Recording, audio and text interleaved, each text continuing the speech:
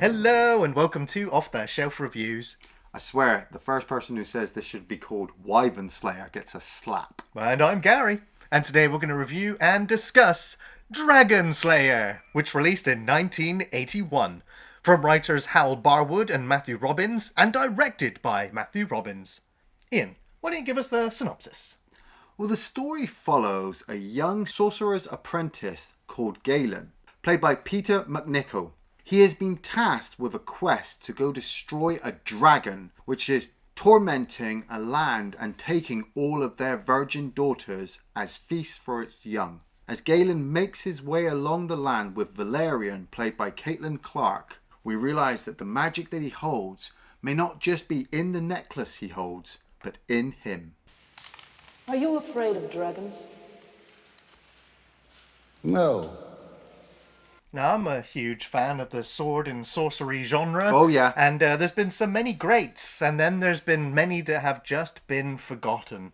This is one of them. And I have to say, I saw this in my childhood. Yeah. I kind of saw it in my, late teens. Mm-hmm. And then kind of absolutely forgotten about this one. Yeah. And so now that there's been this fantastic restoration of the film in 4K, yeah, just it's great to turn around and see this film again. And it is now, I would say, an absolute cult classic. Yeah.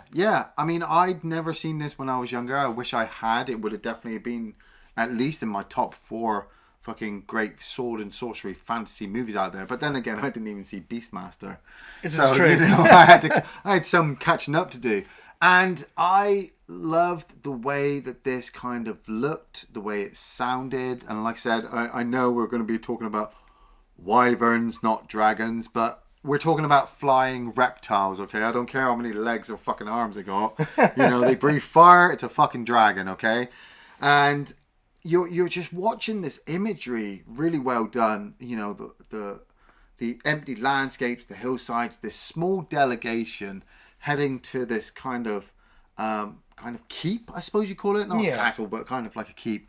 And we keep cutting to this wizard sitting in his hut, talking the strange talk and, looking at weird visions. And I heard the guy's voice. And I was like, I fucking know your voice somewhere. It's the sound of God. Yeah, God, is that you?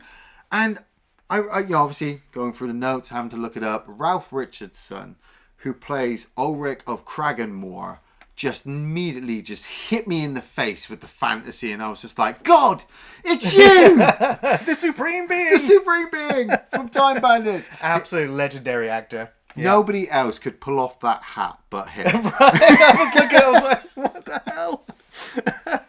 But I mean, we also get introduced to Sidney Bromley. Is this... Yes, this is Kraganmore, and yes, this is the house of Ulrich, and no, he won't see you. Yes. The moment you hear his voice, I was like, he made it! He made it! I was like, it's the guy from Neverending Story. And that was the first time that I was like, right, I need to look up this guy. Yeah. I just realised again, he's got a back catalogue of movies. Yeah. And so I'm just like, I need to go back and see some of his older movies.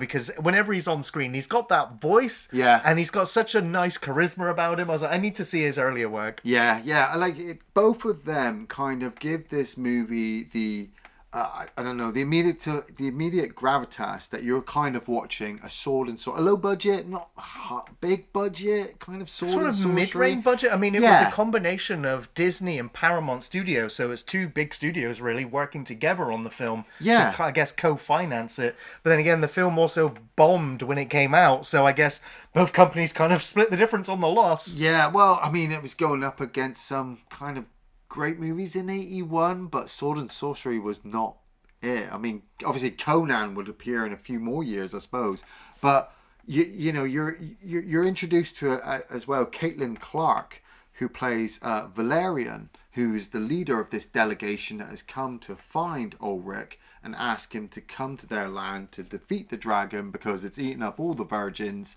and they're kind of running out of virgins. No, I think they're just getting sick of it. They're running out. That as well. And Ulrich's just like, yep, man, I got all my shit. I'll get my apprentice to run upstairs and get all my shit together, and we're going to head out and kill the dragon.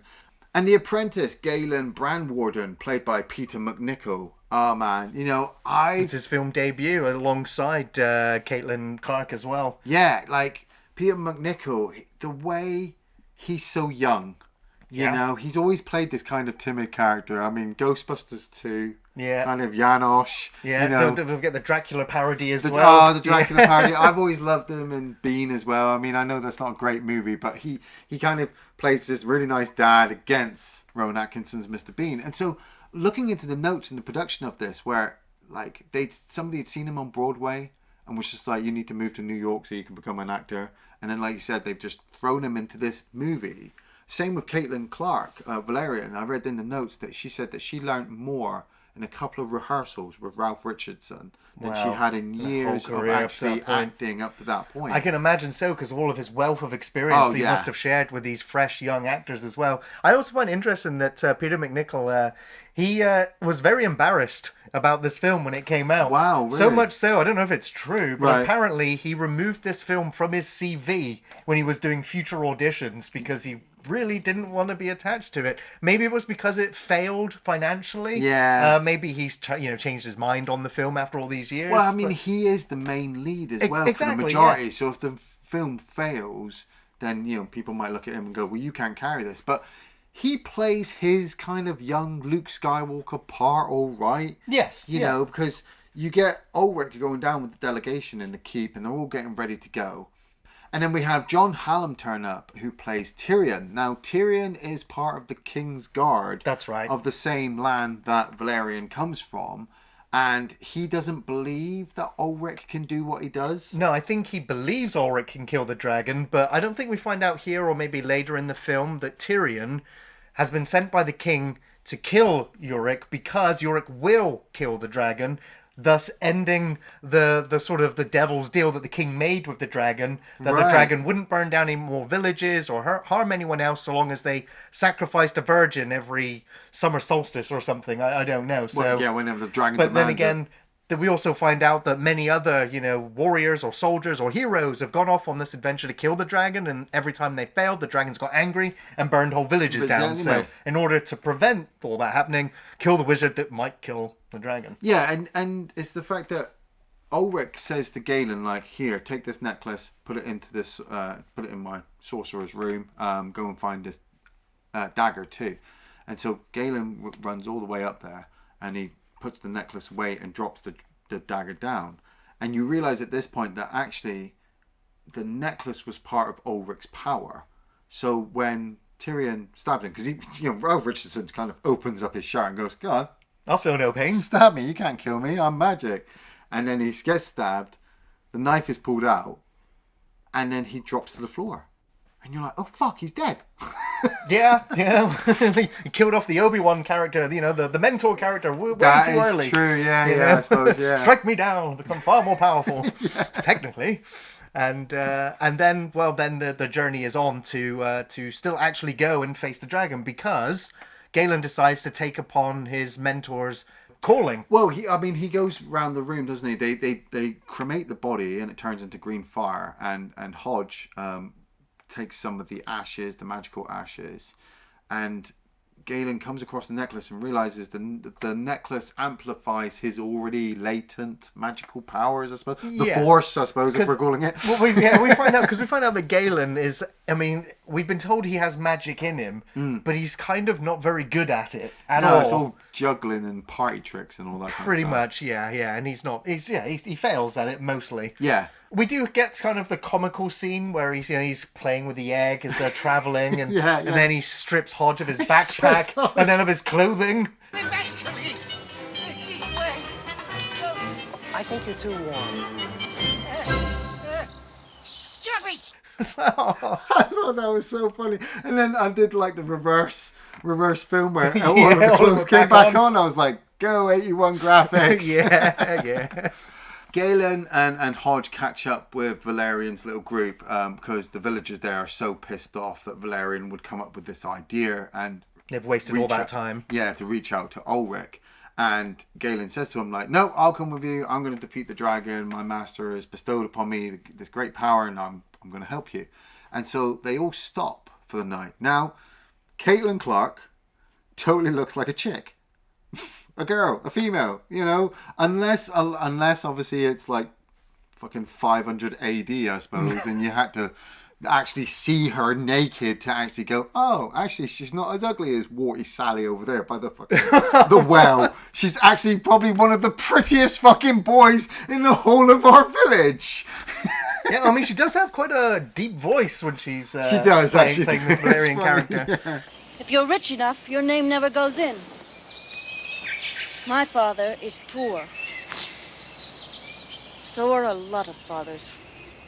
But yeah, I mean, it's not until later where she's swimming and Galen's like, oh, I'm just going to join you. And he dives in. She's like, no, stop it. Yeah, completely butt naked as he flies in. And then we get the side boob. Yeah. And then he, of course, panics and comes up to the surface. And he's like, oh, I'm so sorry. I'll get out now. I totally didn't think you were a chick. And now I know you're a chick. And that's going to make things a little bit weird, I suppose. Like, well, that would then begin their developing romance, I suppose. Yeah. Because, well, you know how these films go. well, it's like just finding out that Princess Leia's your sister, I suppose. It's a shocking revelation. Yeah. But he also gets this psychic kind of premonition, much like Ulrich had. And he sees Hodge, or he sees a group of soldiers coming to attack them.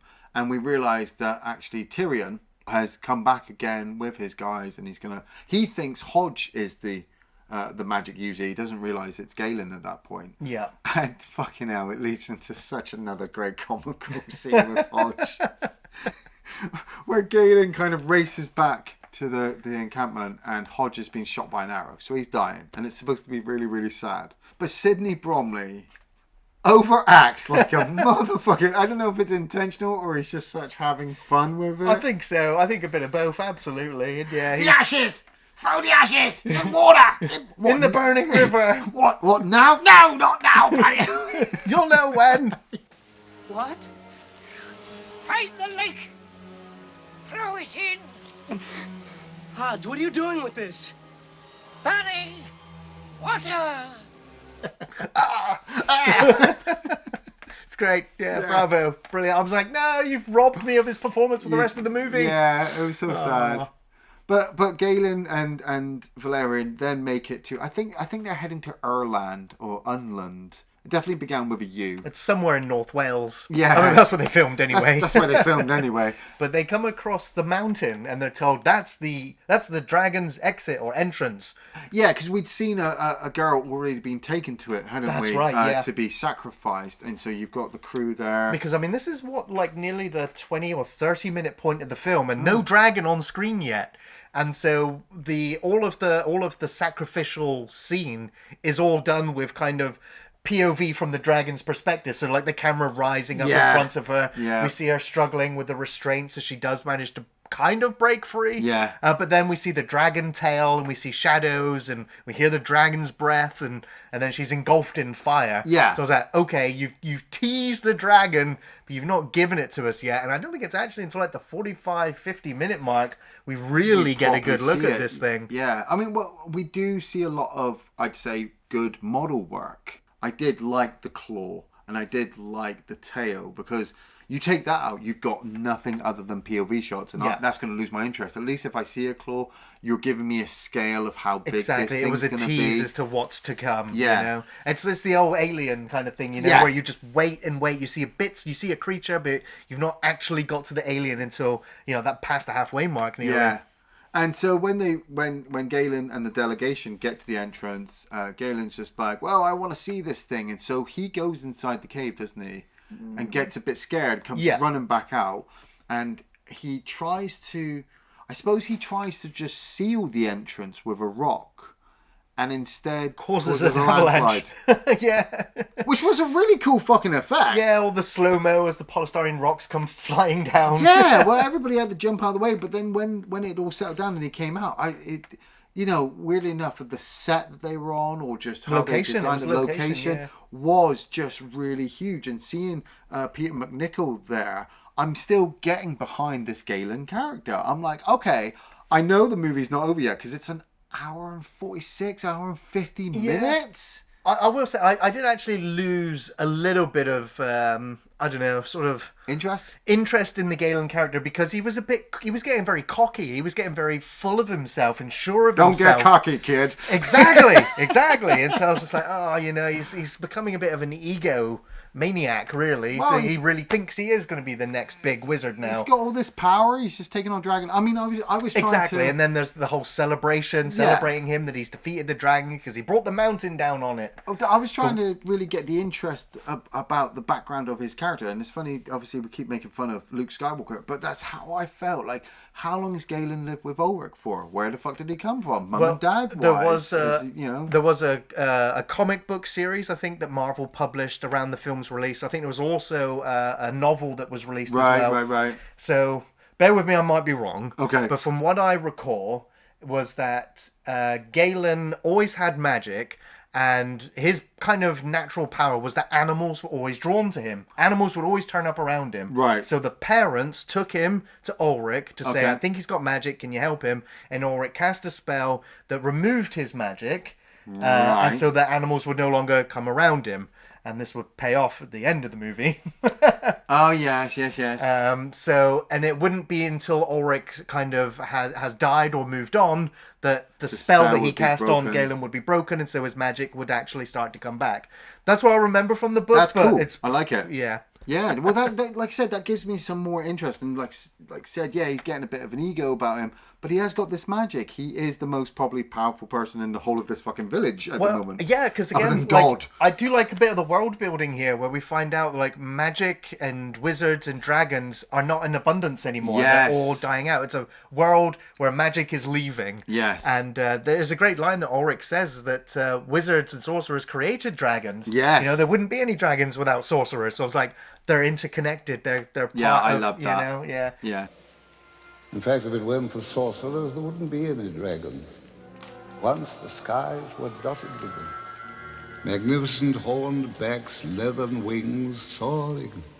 I'm like, yeah, all this little bit of world building. It's you only need a little line here or there, but it does so much when it's said so well. Well, the weird thing as well, I read in the notes, was that they had utilized like Christianity as a backdrop for the story as well. So with the dying of the dragons and the losing of sorcerers and magic and wizards, but it's being replaced by modern day religion. Yeah. Now, I didn't like that, if I have to admit, because for me, then it grounded the film in kind of a reality. Like, you could have used any religious artifacts to bring in, but you decided to bring in Jesus Christ.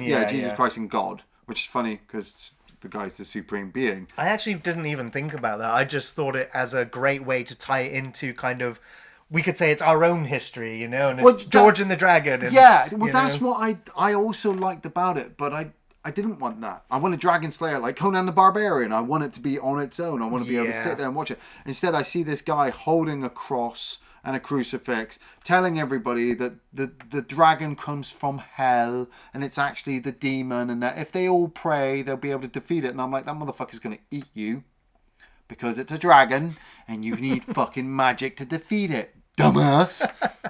But at the celebration of the village, Caitlin Clarke, Valerian, reveals herself to be a girl, and everyone's like, oh, shit, I should have done that with my daughter. Oh, why did I kill all three of my daughters to the dragon? But exactly, that's when they find out that the dad was kind of smart and pretended his daughter was a boy so that she wouldn't be nominated to be sacrificed to the dragon. Yeah. But now they think the dragon's dead. We can. But it kind of because the dad sits down next to the other dad and he's like, yeah, let's cherish the life. And oh yeah, sorry about all your daughters. I probably shouldn't have brought that up, really, should I? It's a bit insensitive. Is it just virgin girls they need to eat? It seems that way, Can't yeah. be I mean, we virgin only have boys one as well? demonstration, so yeah. I mean, it's classic. It's virgin girls, right? That's the way it's done. It is. The damsels in distress. And I suppose the king maybe modified the rules because he's got a daughter and he didn't That's want it. right. But the king himself, King Cassiodeius, calls upon Galen to come and see him. So Tyrion comes down there, and we know the film kind of sells Tyrion as a bad guy, but he doesn't do enough, I think, to really cement himself as the bad guy. He killed Hodge, so he's bad guy in my book. Yeah, you're right. I get that. But even like this bit, like they capture Galen and they take him to the castle, and Galen meets the king, played by Peter Ear, and he kind of hams it up a bit. Like, he really hams up his sequence, because he knows that Galen is magic, but he also knows that the magic only really comes from that He necklace. realizes that soon after, because he keeps playing with it when he's trying to do his magic. Yeah. And eventually strips him of it. And then there was a kind of a plot point that got kind of forgotten at this point in the movie, because I kept thinking it would turn up. Right. Because Ulrich's just like, oh, I knew this grand wizard could turn things into gold. I could Yes. never master it. Yeah. And then later on, after he's taken the amulet from Galen, he's there with his other guy, and he's just like, Trying to yes, I'm turn going to it turn into this gold. into gold. Yeah. And fails. And I was like, oh, maybe that'll be Galen's final trick. He's going to turn the dragon into gold. But no, then no. after that, it never comes up again. It felt like they'd written so much and they didn't know what to do, so they only filmed so much. Because, like, this part as well, we are introduced to Princess Elspeth, played by Chloe Salaman. And, yeah, she's annoyed because it turns out that her dad has constructed the entire lottery of all the people in the land and has left her name specifically out. And any other rich, wealthy lords and ladies will have also had their daughters removed from the lottery, so only the peasantry really will yeah. suffer. And I was like, oh, it's a fun parallel. You don't see enough of this land. I mean, in fairness, we've only seen One village. one village.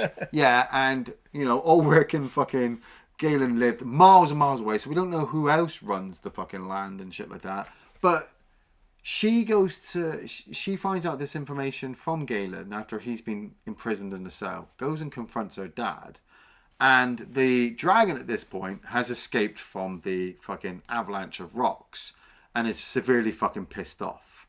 So he starts doing flybys on the village and burning them to death, and then he starts to attack the castle, I suppose, and damages the castle enough. Now, Gary and I were discussing this before we turned the camera on. Now, the effects for the dragon are good once you start to see it in action, but the flying stuff, not so.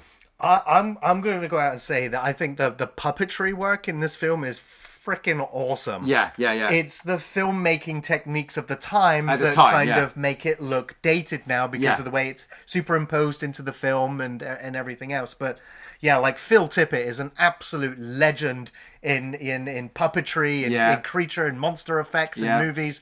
Absolute legend. And Industrial Light and Magic had more than 80 people working on the creature. Yeah. They went through the molding, the sculptures, the design, to this absolutely giant puppet that they constructed. People on pulleys and levers. Yeah. There was air bladders and electronics. There was also, this was the first movie as well that Phil Tippett helped develop Go Motion. Yeah, which is yeah. an evolution of stop motion. Yes, yeah. So that when we see the dragon crawling through the caves, it It's- has a it's- smooth motion. It's Yes. not janky Oh, God. like we remember, the old Ray Harryhausen type movies. Yeah. So the evolution of the art form here is amazing. And Yeah.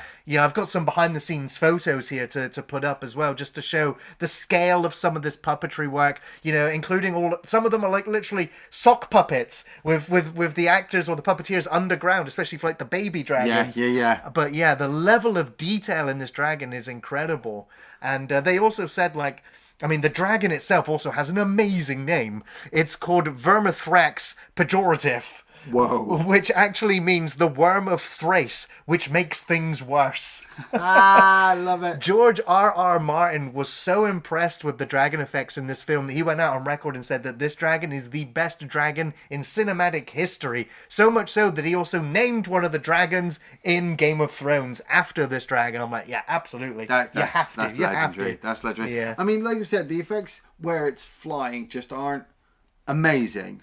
But it's 1981. It's more than 4 years old. They've made a fucking model of this thing and then tried to superimpose it onto like real sky backdrop. That's not CGI computer generated backdrop or a painting or anything like that. That's actually somebody's filmed the sky of Wales and then somebody has then tried to apply a giant fucking model of a dragon to the back of it. So you can look at it and go, but watching it in motion, it does all of it what it's supposed to. It hits its marks. It's burning the fucking village. It helps destroy the castle to a point where Galen gets out, finds a horse, goes on a fucking drive-by to escape and shit like that, and escapes from the king. But he heads to the village and he hides along with Valerian and her father, and Tyrion's just like, you're going to help me find this guy because, you know, he's still loose. And so then Galen takes it upon himself to say, right, okay, I might not be able to fight it with magic. I want to try and kill it anyway. And so they construct him the Dragonslayer. Yeah, it's just a great big lance spear thing. Yeah. Thing. But he's like, yeah, but he also tempers it with magic as well to imbue it, because he's like, it's not going to be strong enough to pierce the scales. Yeah. And Valerian also makes him a scale shield to protect him. Yeah. Because I should also mention, they actually used World War II military-grade flamethrowers for the dragon fire effect. Wow, nice. Like, god damn. Nice, yeah. And the king has decided to hold another lottery, but his daughter has rigged it. And so every slate inside the bowl is her name. And so she's kind of willingly volunteering to be taken to the dragon. And so the king pulls Galen aside and says, mate, look, I don't want her to die. She's my daughter. And if I give you back your magical necklace, will you help us defeat the dragon? And by this point, I was just like, the movie is kind of dragging, but I'm not entirely sure where. You know, is it the added feature of the religious stuff with the villagers all wanting to be baptized and wanting to pray to the dragon, hope that it won't kill them or whatever? You know, is it that, or is it this whole Galen, Princess Elspeth and Valerian kind of love triangle thing? Because, you know, in a way, you know he's going to get with Valerian. That's who he's been on this journey with. So if he went with anything else, you would think he was a bit of a dick. Right. Well, I kind of do in some parts anyway. But yeah, I also agree. I felt like the pacing... it's hard to quite pinpoint where, but I would say the whole king and princess kind of story subplot, which comes midpoint to late in the film, is what for me detracts from now wanting to see more dragon and see Galen be the Dragonslayer and develop the relationship with Valerian. So yeah, this side narrative that comes in, I think, is a pacing issue, but the narrative, it does all build into each other. It does, yeah. So, but yeah, I do agree. Rolling. I think the film is, an hour and 50 minutes long? It 40, feels just a little bit too long for what it is.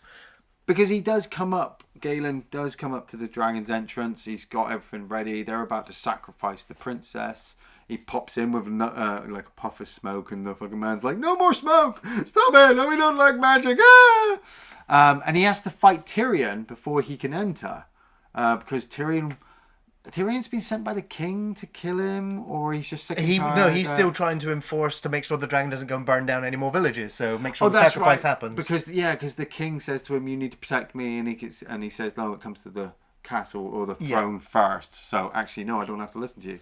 And they have this fight. I mean, I'm trying to work out what other fights I've seen that have been just maybe Beastmaster.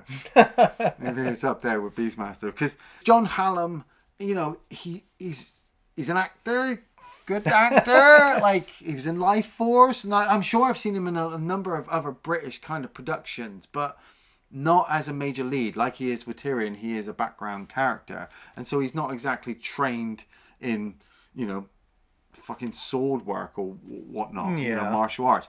And the same with Peter MacNicol. This is his first movie, so I reckon the two of them were just on set, like, practicing. You know, you do this and I'll do that, and then we'll get the camera to work around or whatnot. Because him trying to fucking weld that dragon spear as a weapon, it's not very convincing. No. He still wins. He does. He stabs him right through the sacrificial post, because the princess has decided that she's just going to go into the cave. Fucking Galen tells her to run, and then he tells her to not that way, because she's like, I want to go in and see the dragon.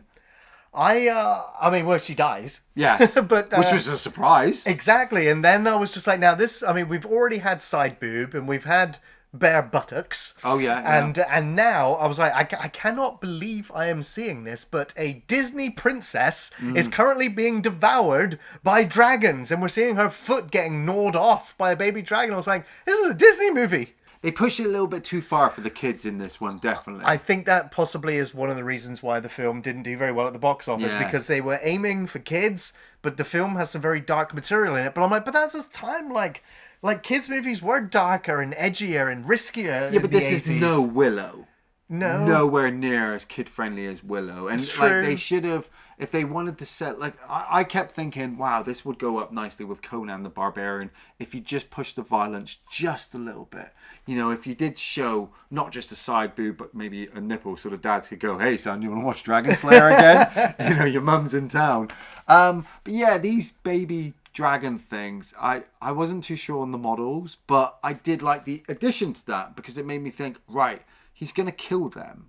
And when he does kill them, the dragon's going to be fucking pissed. Oh, yeah. Yeah. Now, they had an interesting sort of development when they were building these baby dragons, because they were like, we're killing babies in the movie, so like, and baby things, they've got like big eyes and stuff, so like, how do we stop the audience feeling sympathetic for these dragons? Yeah. So they made their eyes really small, they gave them horns and Yeah. brows, and tried to make them look ugly so that you wouldn't feel bad when he kills these babies. Well, it made it also understand as well why they needed so many virgins if the dragon was trying to feed its young. True, yeah, yeah. I still don't understand why it had to be virgin females, but hey, we're looking too far into Classical. it. Yeah. Galen enters into the dragon's cave at this point, and it's fucking epic. Yeah, Like, the for- whole sequence. Yeah, the whole ending of this movie, you know, from the moment he enters in there with the lake of fire and the shield he's got, and he's got his hat and he's got his spear and he's ready to fight. Peter MacNicol, you know, say what you want about how his acting career went or whatever, but this movie, he really fucking sells. And the model work for the dragon is, well, in a way, like, I know Smaug is really good because it's CGI dragon. This one just might top him. Just because of the way he looks, when the camera's on him, the way he moves around the castle, how realistic he kind of moves as well. For a fucking giant, huge model dragon. Yeah, absolutely. The way it fucking breathes the fire on the dragon scales. And I'm sat there going, it won't work. It's dragon scale. Yeah. Yeah, and he ends up impaling the dragon in the neck, and Yeah. and we see the dragon pulling it out as it's trying to get away. It's still breathing fire, and it ends up escaping though. Ends up escaping Wait, and flying fucking, away. Doesn't he do that fucking leap onto it? That's the right, top from above, left? yeah. Oh, it was epic. And there was like, you don't see him a lot, but just enough that you can see this model running there's around. some kind of funny effect where, you know, we cut to the wide shot and we Yeah. can see him being thrown around as he's still holding on for dear life. Yeah, man, yeah. And then I was very surprised because Valerian comes along and she finds the shield and she finds the broken spear and she pulls over Galen, who's lying on the floor, and he's like, it's still alive. I was like, oh, fucking hell movie. Right, yeah. But then, yeah, he ends up confessing that he loves her. Well, he already had done, and they've Yeah. had their first kiss. And she's Yeah, like, no, yeah. let's just get out of here. You don't have to go and face this dragon. Yeah. You're going to die. And he's like, no, I lived as well. But yeah, then it's time for round 2. And that's when he gets the vision or the idea that the burning lake Yes. is where he needs to take the ashes of Yeah. Ulrich, which he then goes and does. And boom, we get the Force Ghost. Ulrich returns. Ulrich returns. He's like, all right, my boy, you need to take that magical amulet. You need to destroy it, but only when you know the time is right. Vague. Like, now? No, not now. I've got to be in at least a close vicinity to the dragon. I'm like, fucking tell him, mate. Just- Yeah, I love the shot of the dragon on top of the mountain Oh, top. yes. Yeah. Yes. And then Ulrich ends up there. There's an eclipse going on. Yeah, where you the know? fuck did the eclipse I don't know. I mean, turn? the Yeah. moon's coming up from underneath. I'm like, wait a minute. How is the solar system lining up? It's this definitely like- not ours. Is this intertwined with the dragon for some point? Or, like, is it just to make this final battle even cooler? Because, yeah, fucking Ulrich and the dragon start going at it. The dragon's flying past, burning, you know, shooting wafts of fire at him. And he's kind of doing a whole Gandalf kind of like, I'm the keeper of the fire type thing. Yeah. Which I was just like, I'm totally behind this. Hell Like, yeah. all this fantasy shit. I'm completely... And I kind of hoped, because Valerian and Galen race up to the mountain and they can see Ulrich fighting the dragon. And the dragon's kind of getting a bit of the upper hand. And he puts the crystal, like, on this rock. And Valerian's just like, we need to destroy it now. And he's like, no, wait. The time's not right. I'm thinking, man, if he hits that, if Ulrich explodes, that'd be so cool. Ha. But that'd be really stupid. Like, Oh. you know, just like it would be like, this is a Force Ghost kind of magical wizard. If he just explodes like a suicide bomber, I'd be like, You know, imagine if that had happened in Star Wars, where like Obi-Wan makes his way all the way to the middle of the Death Star and then just fucking explodes. If you strike me down, I shall become more powerful than you can possibly imagine.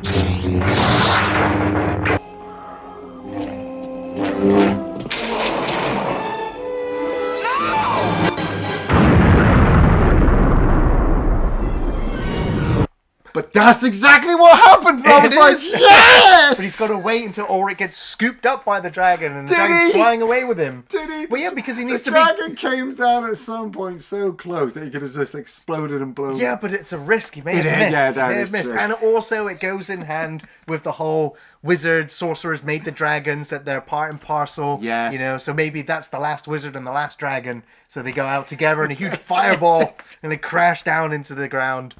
And then the king turns up, plunges his sword into the remains and went, I killed the dragon. Yeah. And everyone went, praise God. Yeah. And then Galen and Valerian appeared somewhere in Scotland in the Isle of Skye, and then he wishes for a horse. Boom, white horse. I figured he was heading back to the keep. Yes, yeah. You know, back to the Magic Keep. And I figured as well that maybe now that he destroyed the necklace, because I hadn't read the book or know about the magnetism to animals and shit, that by defeating or by destroying the crystal, Ulrich being killed, he still had a bit of magic in him, so he kind of he'll be the wished Wax for Wizard, or animal. his magic will now start to form fully. So. But yeah, the ending was sweet. It was, yeah, it really was.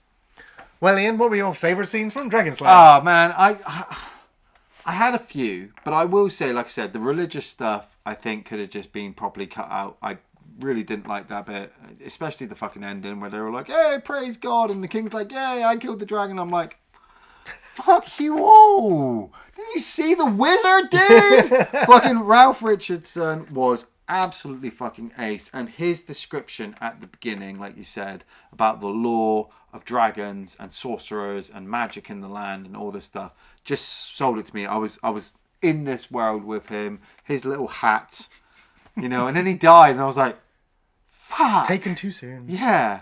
Hodge being killed by Tyrion. And then having his moment with Galen, it was just so funny. He's just so over the top. Here! The fire lake with the ashes! Fire! I'm like, man, you're supposed to be dying. Dying.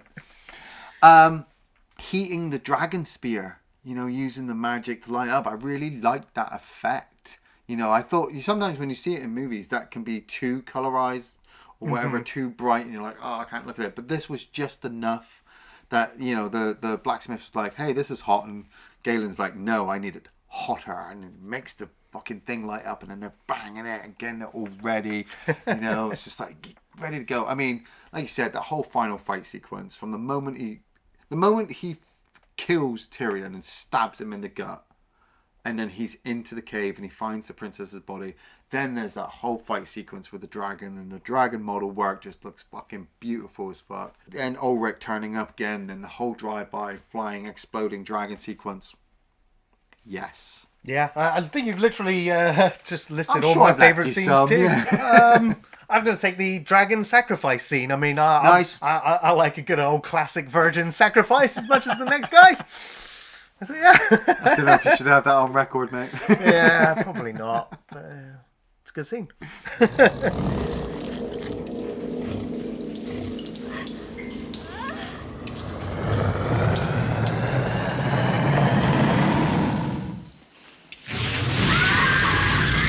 I mean, going back to, I don't know how many times we brought up Star Wars in this review. Yep. However, did you realise that the priest who goes to the fire or looks into the hole and then screams at the dragon, you recognise that guy? I That's kind of good did. old Emperor Palpatine! I thought so.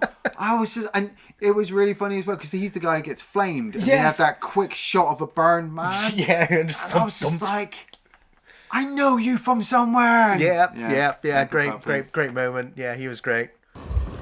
Be thou consumed by the fire that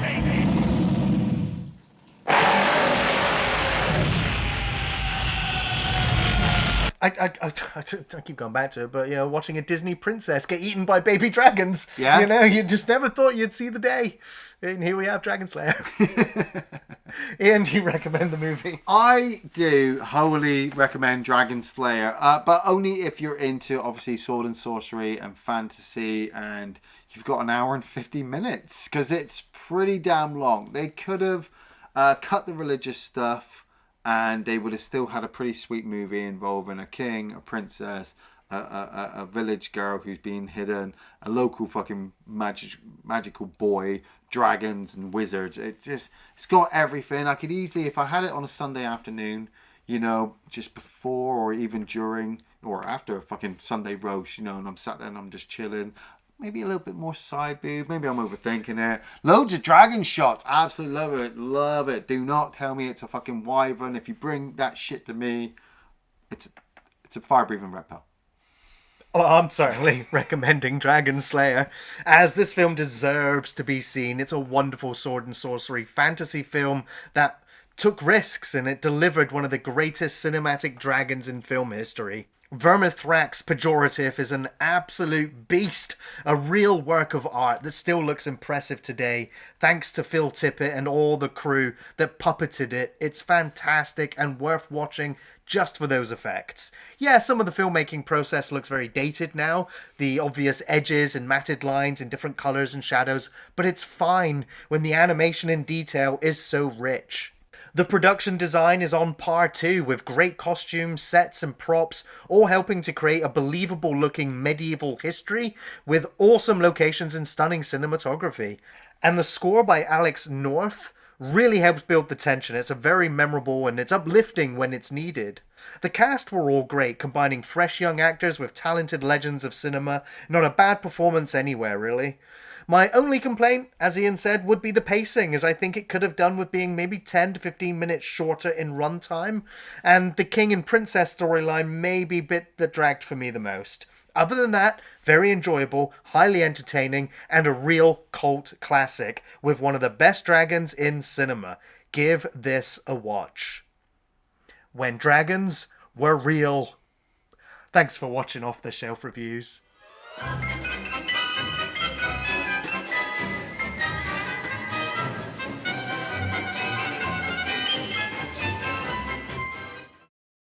Please. Please yourself. Go home.